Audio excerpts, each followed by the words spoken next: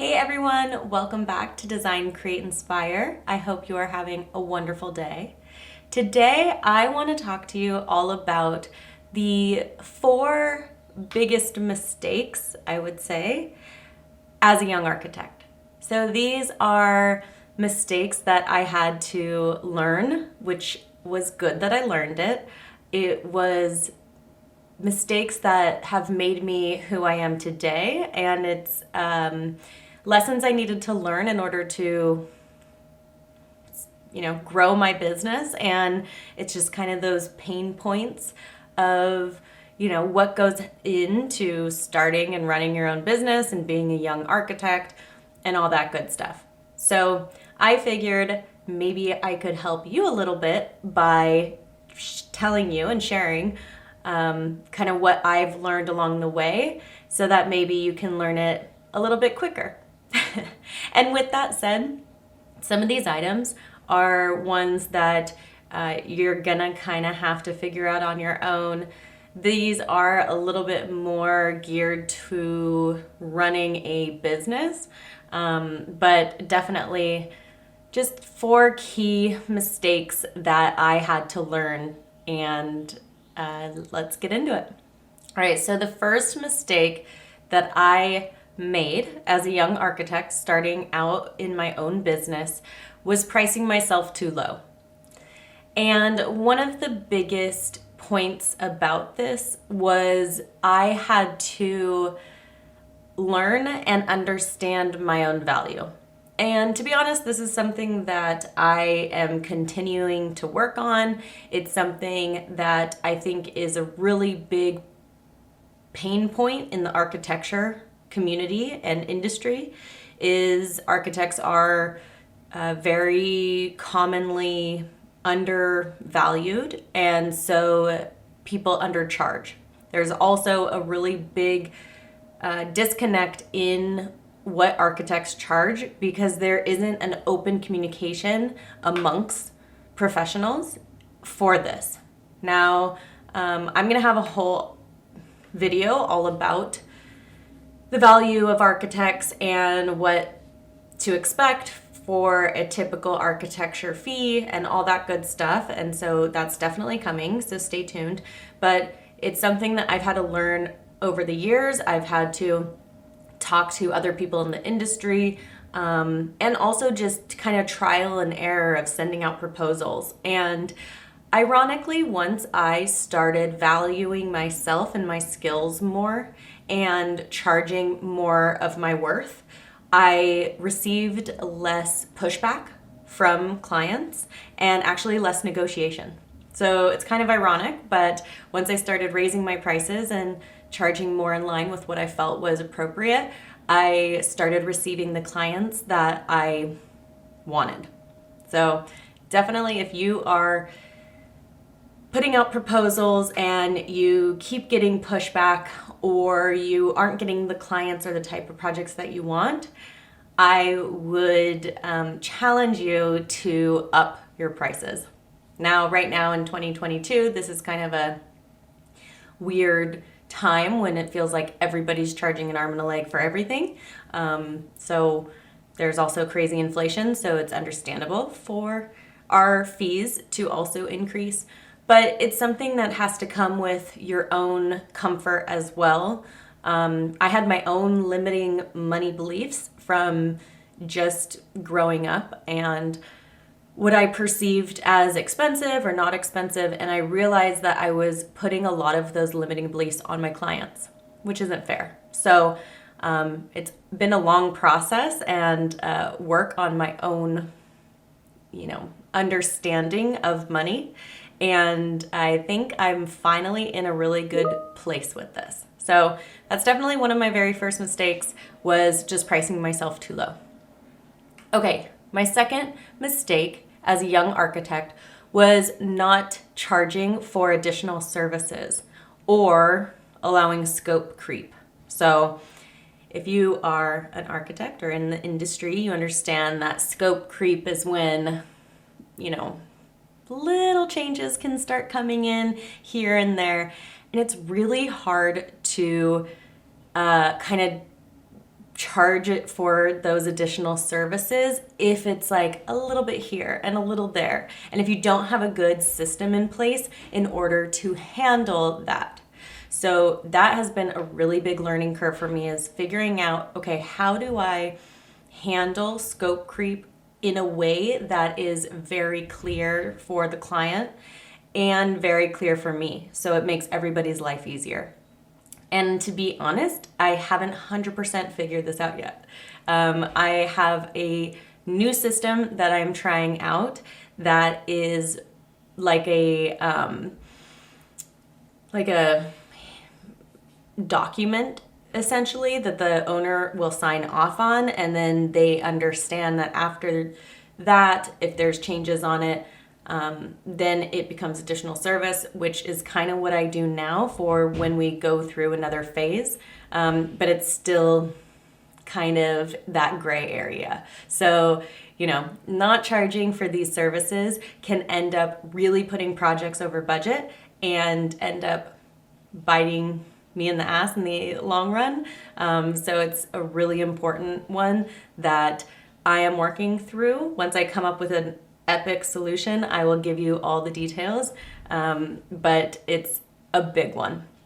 Okay, my third biggest mistake as a young architect, and this is a very kind of minor one compared to the other ones, but it's not taking final photos. There's so many projects from when I was younger or first starting out that I didn't get in there at the end and take good quality photos. There's some that I went in and I just took real quick photos right at the end of construction, so the client hadn't moved in yet. And those photos just aren't the same. Like, I could get a couple little detail photos, but it's just not the same as like moved in, nicely designed, great lighting, good photos. That makes a big difference. And so, to be honest, my portfolio only shows maybe half of the projects that I've done.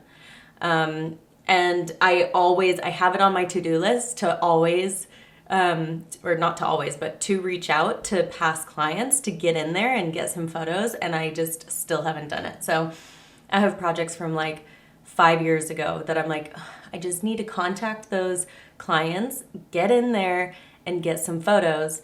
Who knows what it looks like now, but that's one of my biggest mistakes. So make it clear up front with the client that you would like to take photos, and don't forget to get in there and do it. Sometimes it's kind of awkward when, the project's finished and everyone's moved in and it's kind of, you've moved on, and then to like get back in there, but it's really good. And it also creates a relationship with the past clients. You can talk about what's working, what's not working, if there's any issues with the design, and then you can learn from that. So that's that's number 3 for sure, for one of the biggest mistakes I've made as a young architect.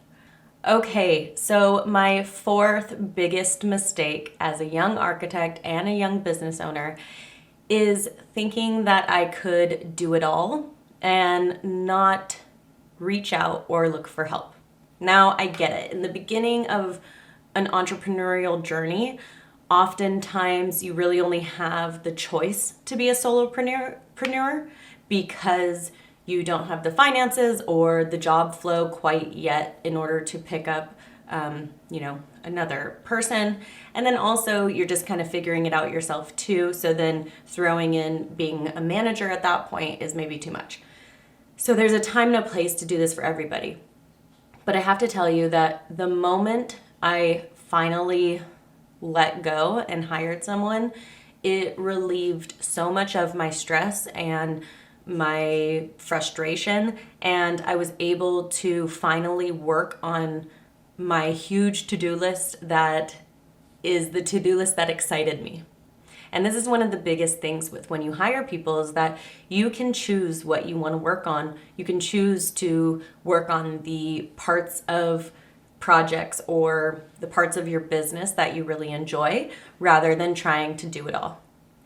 Again, I'm not perfect at this yet. I still need to hire a bookkeeper. I need to hire admin. I need to hire a project manager.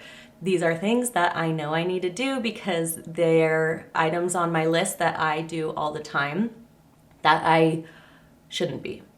But there's other things that I really enjoy. Like I love updating my website and doing web design and graphic design. So, there's things that I enjoy. So I've been working on putting together a list of all the things I do and figuring out what type of position would best fill that to take the items off my plate that aren't needed. So if you're in a position like that where you're a solopreneur and you are feeling like you take it all on, but you may be worried that no one else is going to do it as good as you, just know that might be the case in some things, but then you might be surprised that you can't do great at everything either. And so if you hire someone for a specific thing, they may surprise you and do it way better and faster than you can. It also just allowed me to take on more project load. I had more capacity. So, I've heard this quote before that if you tell yourself you can't afford to hire, it's because you haven't hired yet. And there's, yes and no with that, but typically if you do hire, then you can take on more projects, so your revenue does increase. Now your net might not increase the first little while you're training and getting your employees all up to standard and up comfortable with how your workflow is. But eventually the goal is to bring up that net and bring up that profit and then create a really great working environment for other people. That's something I think about all the time too, is like, if it's just me and my business, then I don't know. I mean, yeah, it serves my clients, but it doesn't really help other young architects. If I can give people a job, then that's even better. It benefits them, it benefits me, it benefits my clients. I love the fact that I can collaborate now with my team and give my clients different perspectives and point of view.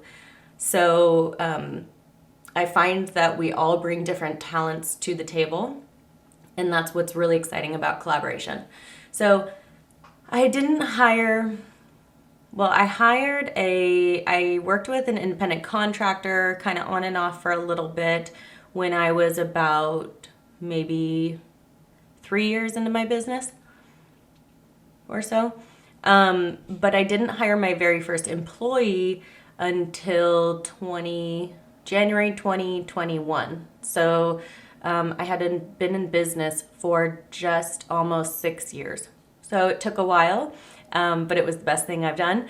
Of course, being a employer does put you in a different position. You now do have to manage, and you have sometimes that weight on your shoulders, like, oh my gosh, I have to make sure that they can pay their rent this month. So I have to make sure I am getting jobs in order for them to pay their rent, or I need to make sure that these invoices are paid in order for my team to get paid. So, or otherwise it's coming out of my pocket. So there is a new sense of, responsibility that comes with it. But all in all, it's been a really good decision. And I do think that was one of my mistakes, is not doing it sooner and thinking that I could handle it all. So those are 4 of my, mistakes that I think I could have done not differently. I think I needed to learn all those mistakes. I think I could have learned them a little bit sooner, but I definitely think each one was important for the growth of the business, and each one kind of had to happen in their own stage. I am a firm believer in slow growth for businesses. I think it creates consistency and reliability. And, I've always said, like, don't worry. I know we're slow and steady, but it's all good. It's gonna happen. It's gonna happen. And so, each time I realize there's a mistake or realize I could have done things differently, I don't have any regrets. I just take it all as a learning lesson. So hopefully you can learn from some of these mistakes. If you relate to any of them, let me know. Have you, gone from solopreneur to employer, and what was that like? Was that a huge weight off your shoulders? I'm also curious when other young architects, or I don't mean that in terms of age, I mean it in terms of like the young or the age of the business, essentially. So I'm curious when other people brought on their first employees and then how that went and what that looked like. So definitely let me know, and I hope you enjoyed. I am off to enjoy this afternoon with my family, and I hope you have a great day. Talk to you soon. Bye.